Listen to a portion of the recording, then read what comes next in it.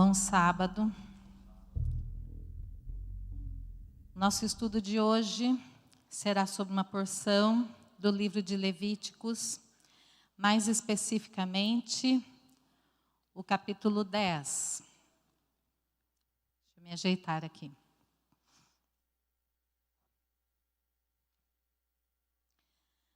Fazendo uma contextualização do assunto, o livro trata sobre a instituição dos serviços e dos trabalhos no tabernáculo para o povo de Israel.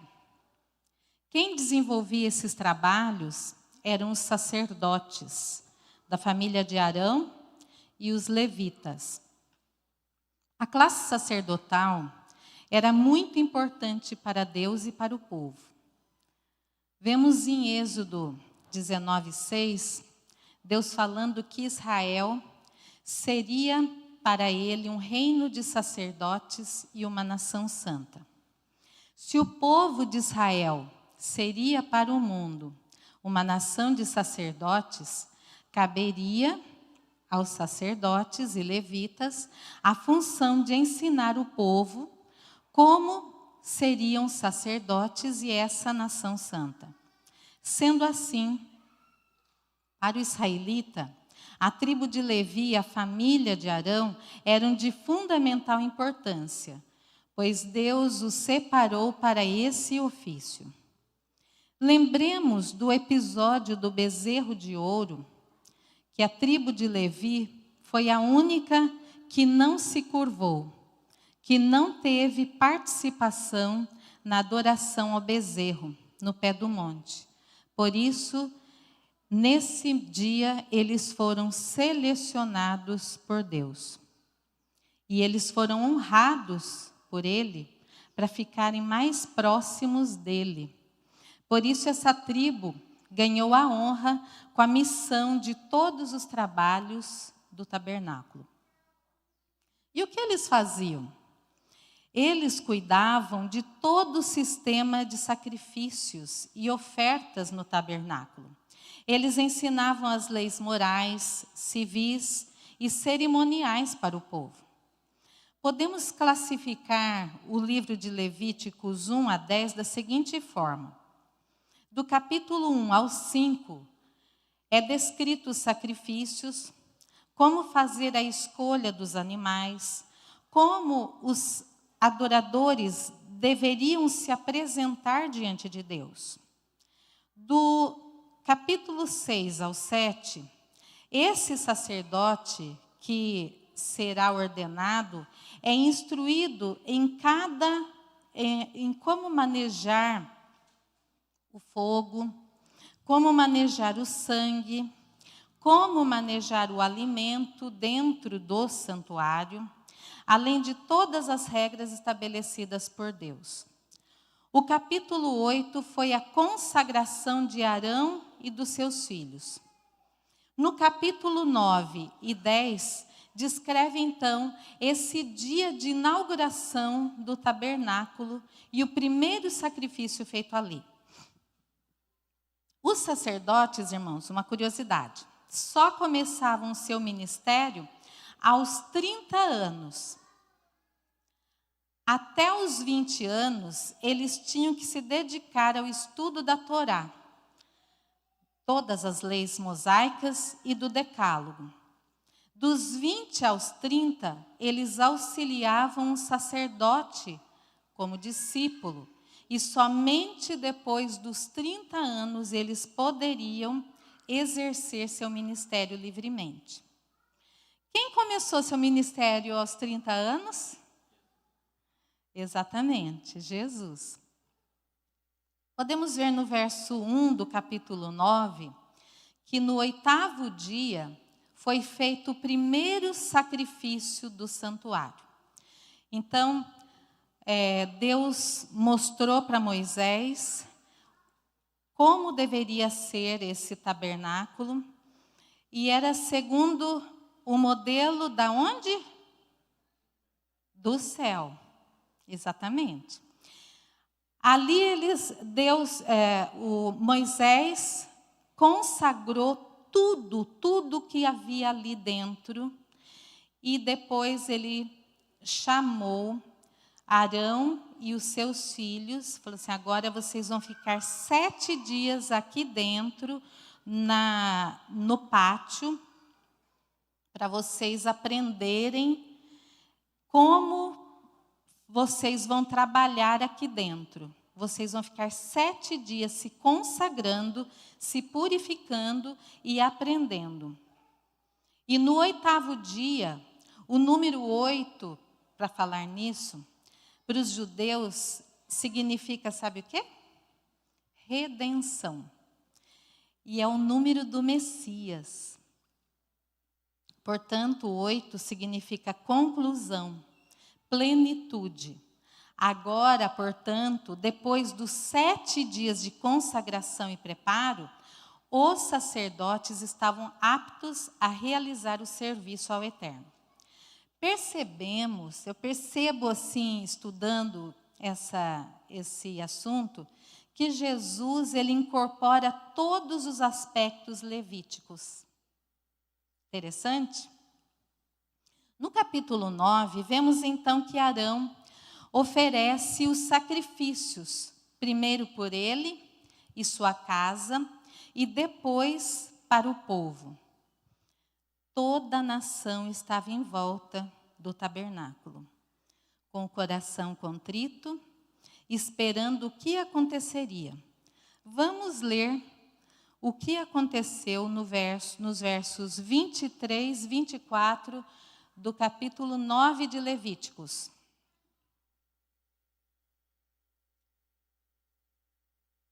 Então Moisés e Arão entraram na tenda do encontro. Quando saíram, abençoaram o povo, e a glória do Senhor apareceu a todo o povo. E eis que, saindo fogo de diante do Senhor, consumiu o holocausto e a gordura sobre o altar. Quando todo o povo viu isso, deu gritos de alegria, se prostrou com o rosto em terra. Então, esse foi o primeiro sacrifício oficializado ali. Depois que Arão fez o sacrifício, seus filhos trouxeram para ele o sangue do cordeiro. Ele aspergiu nas bordas que tinham chifres, e ele aspergiu ali, e o restante ele colocou na base do altar. Ele e Moisés entraram no santo.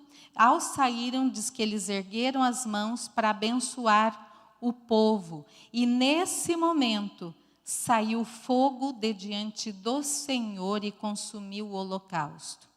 Se Deus não tivesse aceitado esse sacrifício do cordeiro, esse fogo teria consumido o povo. Por isso que o povo fala no texto que quando o povo viu, deram gritos de alegria e se prostraram com o rosto em terra. Vamos continuar a leitura em Levíticos 10, 1 e 2. Nadab e Abiú, filhos de Arão, tomaram cada um o seu incensário e puseram fogo dentro deles. E sobre o fogo colocaram incenso e trouxeram fogo estranho diante da face do Senhor, algo que ele não lhes havia ordenado. Então saiu fogo de diante do Senhor e os consumiu, e morreram diante do Senhor.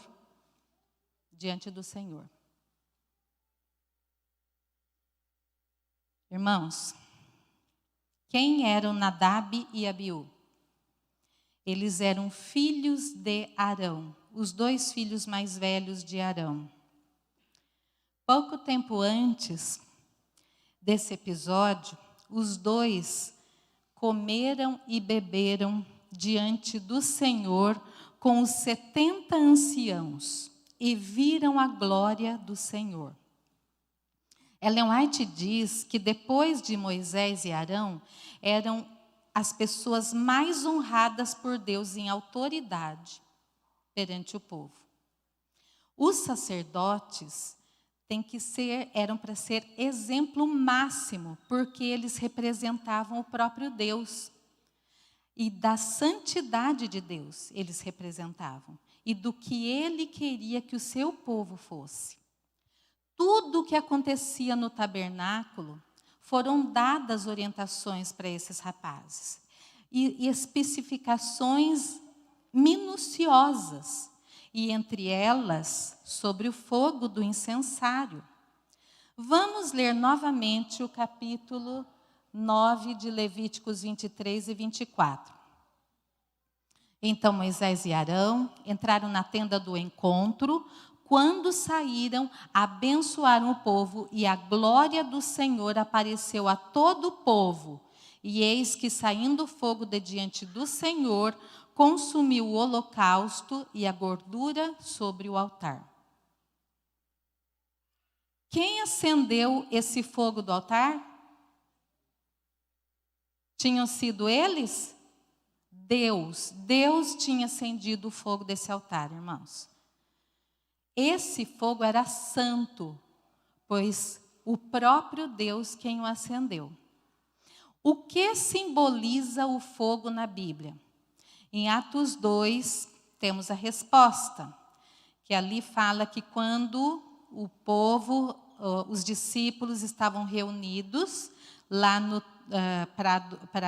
buscando a Deus, depois que Jesus tinha ascendido, desceu fogo como línguas, não é? E eles ficaram cheios do Espírito Santo. Então, o fogo simboliza o Espírito Santo. Depois que esse fogo lá, que Deus acendeu no altar do sacrifício, ele nunca mais se apagou até que foi destruído o templo de Salomão.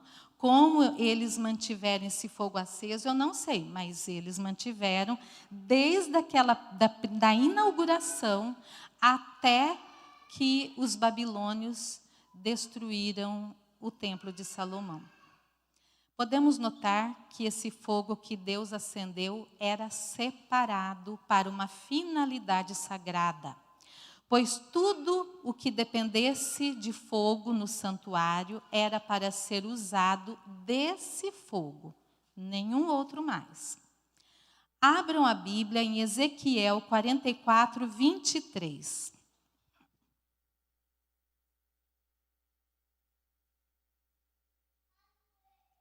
Posso ler? Os sacerdotes ensinarão o meu povo a distinguir entre o santo e o profano, e lhe darão entendimento quanto à diferença entre o puro e o impuro. Tudo o que eles estavam fazendo estava sendo observado pelo povo e fatalmente imitado. Aqui nós podemos fazer uma reflexão. Quem são os sacerdotes hoje na nossa casa? Quem é o sacerdote da casa? O pai. E a mãe vai ali junto, né? De mãozinha dada com o pai. Irmãos, os filhos, é só vocês olharem para os filhos que vocês vão ver os pais. Que pais que eles têm? Pensem. Eles não fizeram isso de maneira ingênua, amados, voltando para o texto, né? Eles não fizeram, Nadab e Abiú, eles não fizeram. Eles foram instruídos sobre o modo que eles deveriam apresentar e preparar o incenso. Eles viram a glória e santidade de Deus e eram os instrumentos do Senhor para ensinar o povo a distinguir entre o santo e o comum. Vão pensando aí quem que tem que ser exemplo para que os filhos discernam entre o santo e o comum. Interessante que o incenso, ele estava dentro das prescrições divinas. Se você já fez o ano bíblico, você vai ver lá em Levíticos que até a porção das substâncias que eram para eles misturarem ali, para usar esse incenso lá do tabernáculo. E esse incenso não poderia ser, deixado bem claro, ninguém deve fazer esse perfume, esse mesmo perfume, para ser usado em outros lugares, só ali dentro. Porque quem usasse, fizesse isso, poderia morrer. Então, nós percebemos que o incenso estava dentro das prescrições. Eles usaram o incenso do tabernáculo. Só que o fogo não, a brasa não era. O fogo, como já vimos mais acima, significa o Espírito Santo. E o incenso, o que significa? Em Salmo 141, verso 2, diz: suba a minha oração como incenso na tua presença. Irmãos, vamos ler Romanos 8, 26. Daqui eu vou abrir.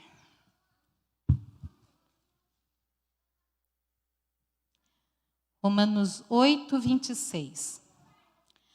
Da mesma maneira também o Espírito nos ajuda em nossa fraqueza, porque não sabemos orar como convém, mas o próprio Espírito intercede por nós com gemidos inexprimíveis.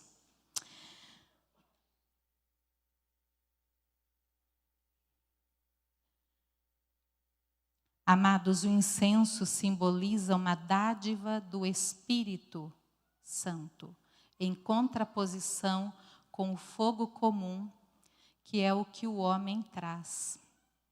Apenas o Espírito Santo faz as orações subirem. Apenas Ele dá força ao que fazemos. Verdade é, amados, que seja na igreja, na liturgia, no trabalho, no lazer, em casa, o Senhor não aceita uma obediência pela metade. Ele quer um coração inteiro, uma obediência completa. Vemos e ouvimos muitos dizendo: isso não tem nada a ver, Cristo me ama e já fez tudo por mim. Ele quer me ver feliz. Pode ser que Nadab e Abiú tenham pensado: somos bons, já estamos adorando o Deus verdadeiro, somos sacerdotes. E não tem nada a ver essa história de fogo do altar. Nosso fogo é igual, queima do mesmo jeito. Não importa como vamos adorá-lo, tanto faz, já sou bom e não tem nada a ver tudo isso. Diante dessa história, eu gostaria de mostrar que esse espírito do tanto faz, esse espírito do nada a ver, de Nadab e Abiú, esse relativismo, está impregnando no seio da igreja cristã. Não é somente na nossa igreja, não, irmãos, mas de todas, com ideias relativistas do tanto faz. Não importa a vida que eu levo, Jesus me ama e eu não preciso me sacrificar para ter uma vida dentro dos princípios bíblicos. Essas regras foram abolidas. Estamos na dispensação da graça. A Bíblia deixa claro que o nosso corpo é o templo do Espírito de Deus e que devemos adorar a Deus com todas as forças, com todo o nosso corpo, com toda a nossa alma e de todo o nosso coração. Deus deseja que vivamos uma vida santa, íntegra, reta e piedosa, não de acordo com as minhas paixões e as minhas vontades. Um Deus que foi criado pela minha cabeça, um Deus apaixonado como um namoradinho, implorando para que eu ame Ele. Vivemos num tempo onde a religião é intelectualizada, que está na minha cabeça, e não a materializamos. Separamos a religião da vida. Não é mais um estilo de vida, mas ideias filosóficas sem ancoragem em fatos sensíveis. Hoje em dia, não é com o ateísmo que temos que nos preocupar, pois o ateísmo é um simples passatempo de Satanás. Nosso maior problema é entre adoradores e adoradores, verdadeiros adoradores e falsos adoradores. Adorar a Deus da maneira que Ele quer ser e deve ser adorado, ou adorar a Deus da maneira que eu quero, disponibilizo e exijo que Ele aceite ser adorado. Este é o grande conflito. A adoração não se restringe dentro da igreja, mas no meu estilo de vida, a forma que estou vivendo a minha vida e as filosofias de vida que eu defendo. Muitos que se dizem cristãos estão defendendo e vivendo coisas que Deus descreve como abomináveis. Como, por exemplo, vocês já ouviram a frase, meu corpo, minhas regras? O empoderamento feminino para defender o aborto, o sexo livre, as coisas mais execráveis, a liberação e legalização das drogas, ideologia de gênero, crianças que podem escolher o que quiserem sobre todos os aspectos, mas chamar para a responsabilidade, não, ela é criança. Não é isso que a gente ouve? Mais ouve. Isso e muito mais é o que a nossa sociedade tem vivido e defendido. Contrariando o que está escrito em 2 Coríntios 5,10. Leiam comigo. Abram a Bíblia. 2 Coríntios 5,10.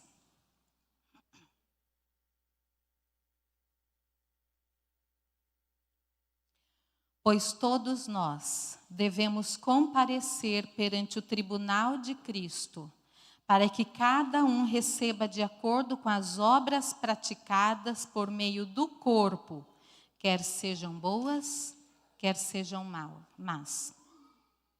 O que Paulo está dizendo é que nessa história de que você faz as coisas do jeito que você quer, é uma falácia diabólica para levá-lo à perdição, a você e a sua casa.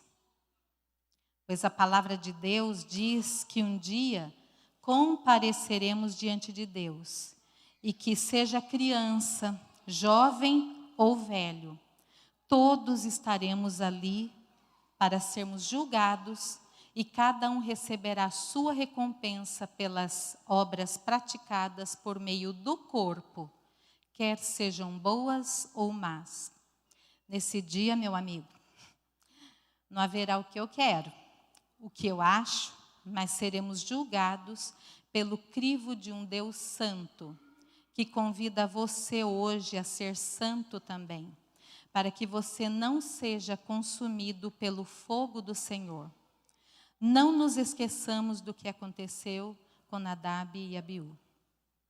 Estamos em uma sociedade pós-moderna, onde muitas ideias como ceticismo, secularismo, relativismo, cientificismo e muitos outros ismos têm sido propagado, mas a mais perniciosa é o relativismo.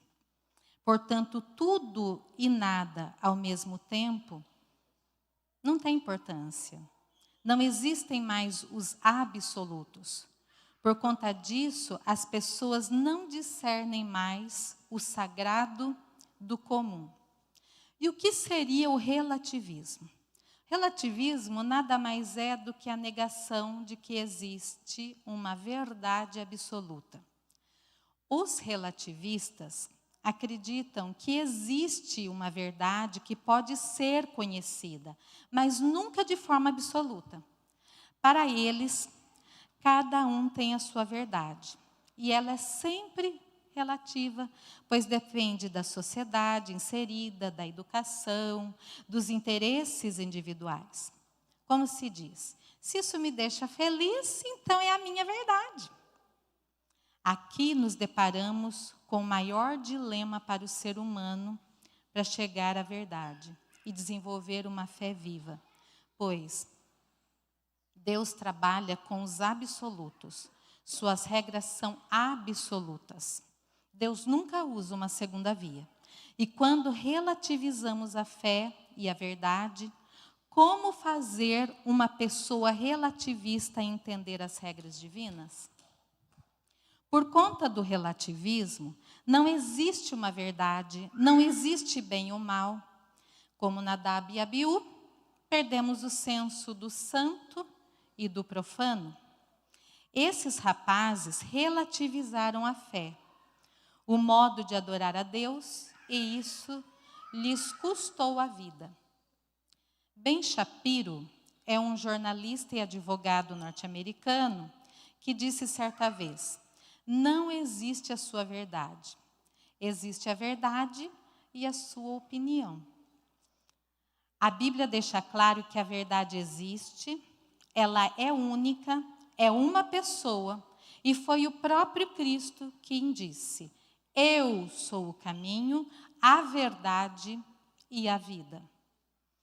O relativismo tem penetrado as fileiras da igreja e há teólogos, pessoas famosas e com um grande poder de influência que apregoam que Cristo é uma verdade, mas não a verdade. Que existe a teologia do negro, do homem branco, da mulher e de muitas outras teologias. Inclusive, tivemos uma live com um cantor famoso e um pastor da nossa igreja que abriu espaço para uma senhora chamada, uma ex-freira chamada Ivone Gebara. Ele está desligado? Então tá. Mas essa pessoa, esse cantor muito influente da igreja, abriu esse espaço, irmãos, e essa mulher falou as coisas mais terríveis. Exatamente, que Cristo não é a verdade, Ele é uma verdade. Que Ele não é um caminho, Ele é um caminho. Falou sobre panteísmo, e aí vai. E é triste dizer que tinham 5 mulheres adventistas, doutoras, mestres, aplaudindo essa criatura.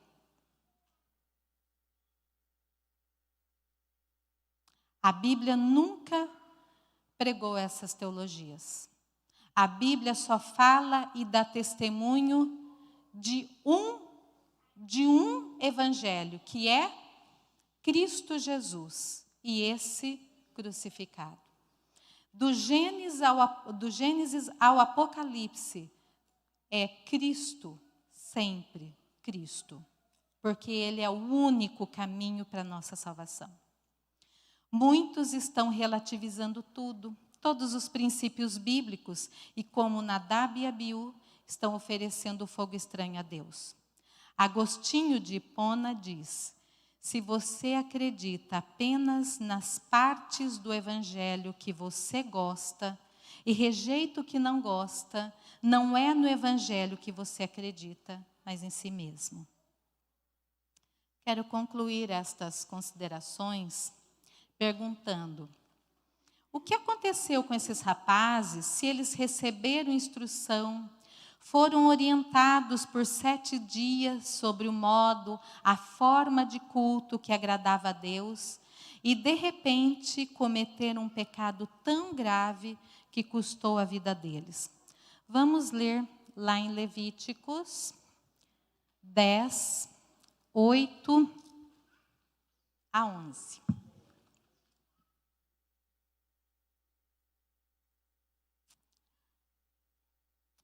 Então o Senhor falou a Arão, dizendo: Você e seus filhos não devem beber vinho ou bebida forte.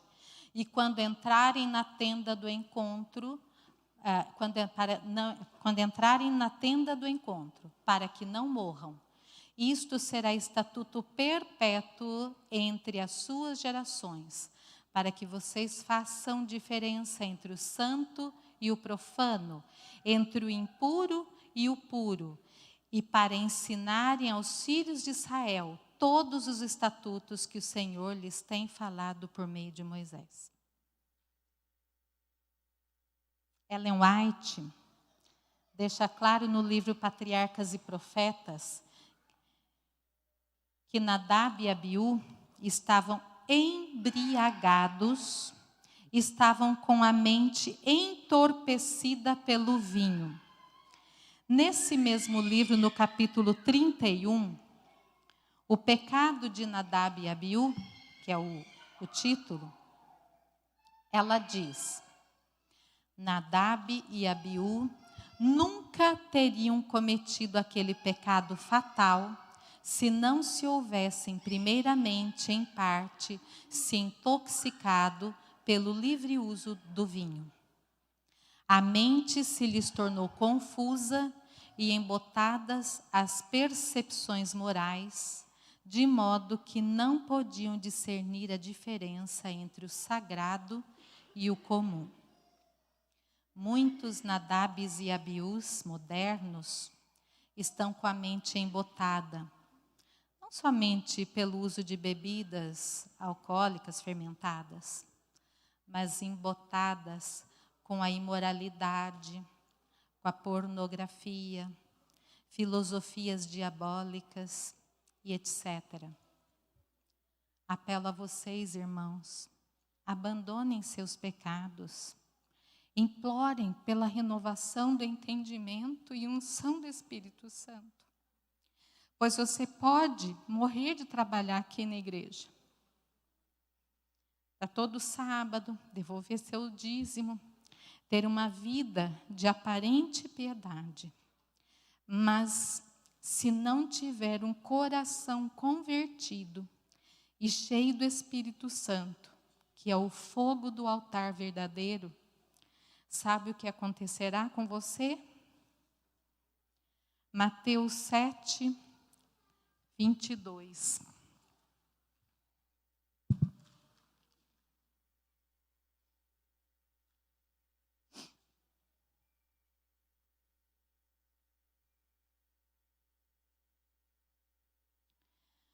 Muitos naquele dia vão me dizer: Senhor, Senhor, nós não profetizamos em seu nome? E em seu nome não expulsamos demônios? E em seu nome não fizemos muitos milagres? Então lhes direi claramente: eu nunca conheci vocês. Afastem-se de mim, vocês que praticam a iniquidade.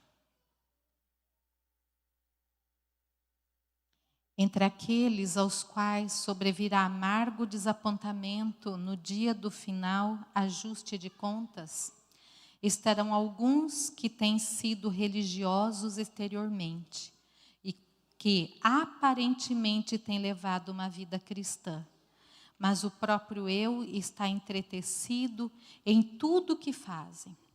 Orgulham-se de sua moralidade, de sua influência, de sua capacidade para colocar-se numa posição mais elevada que os outros e de seu conhecimento da verdade, pois julgam que isso lhes conquistará o louvor de Cristo.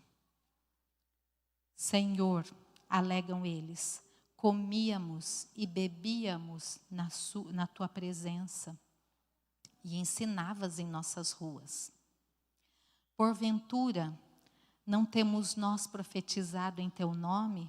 E em teu nome não expelimos demônios? E em teu nome não fizemos muitos milagres? A resposta do justo juiz: Cristo o Senhor será.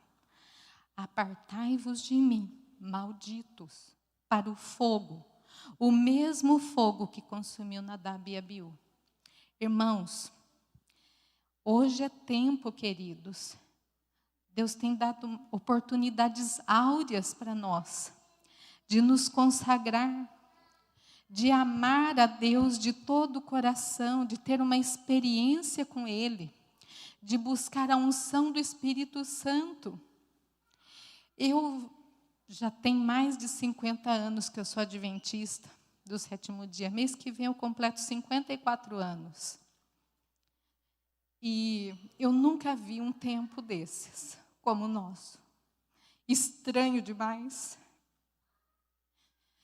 E muitas vezes eu choro na minha casa de ver os meus irmãos piores do que os do mundo, irmãos, praticando coisas abomináveis aos olhos de Deus, como se estamos na dispensação da graça e estão perdidos, estão com o diabo no corpo, irmãos, porque se a gente não tem o Espírito de Deus, que Espírito que governa o nosso coração, eu apelo vocês hoje para que realmente abram a sua mente, o seu coração, para as verdades da Bíblia, que eu nunca vi ser tão atual um livro desses, que muitos jogaram na sarjeta,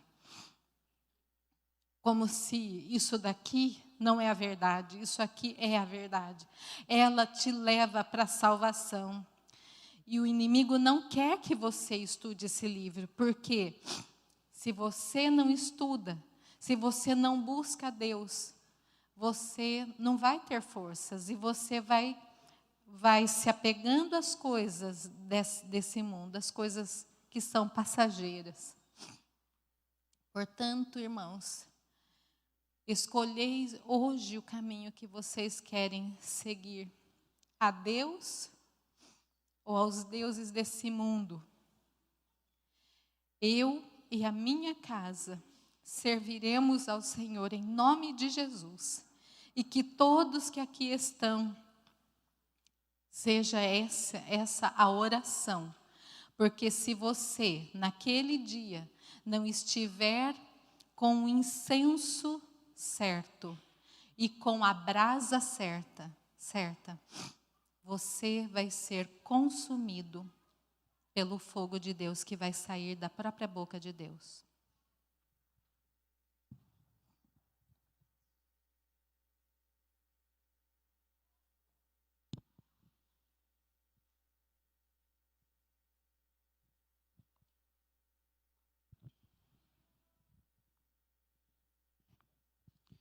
Nós vamos cantar agora o hino de número 301, Crer e Observar.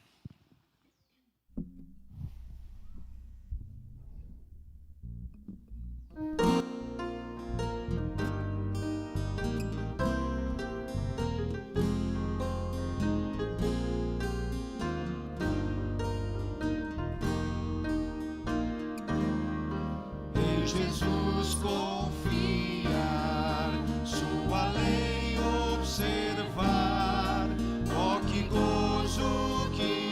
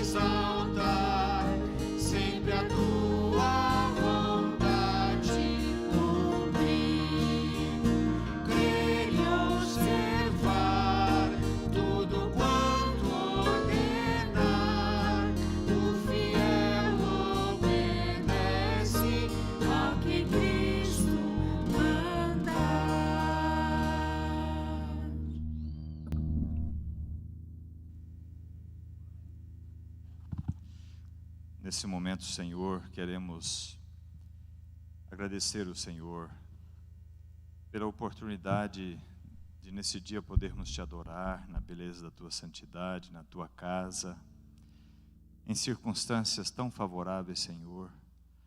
Nós te louvamos por essa oportunidade. Tantas pessoas gostariam, mas não têm esse privilégio, e nós temos aqui, Senhor, ainda em plena liberdade de adoração.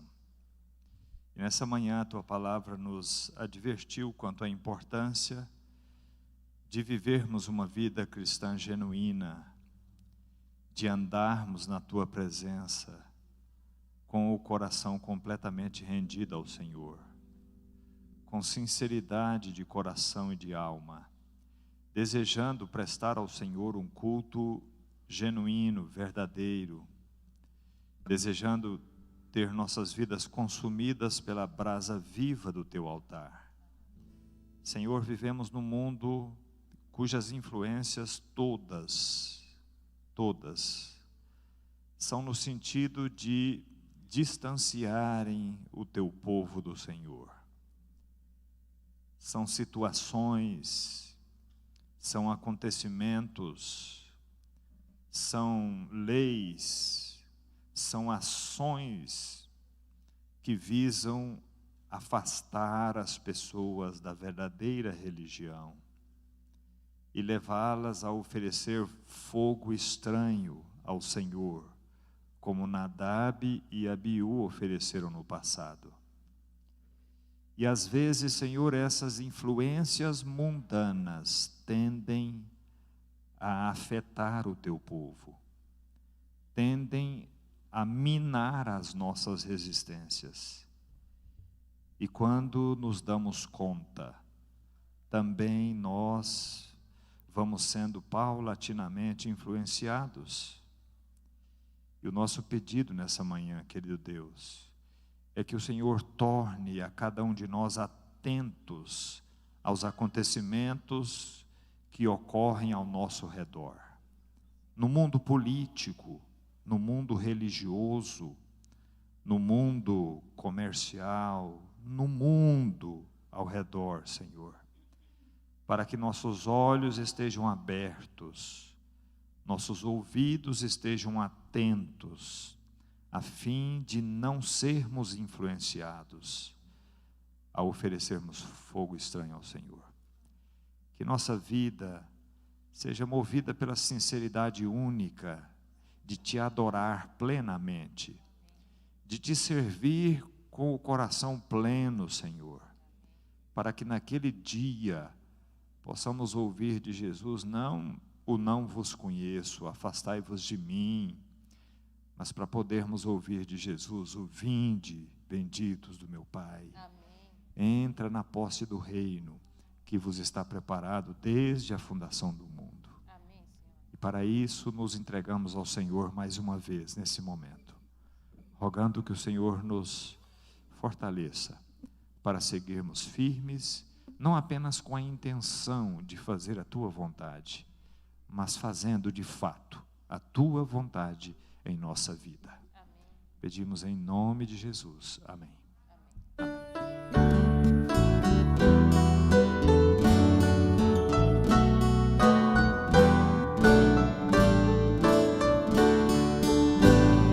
Ao sair deste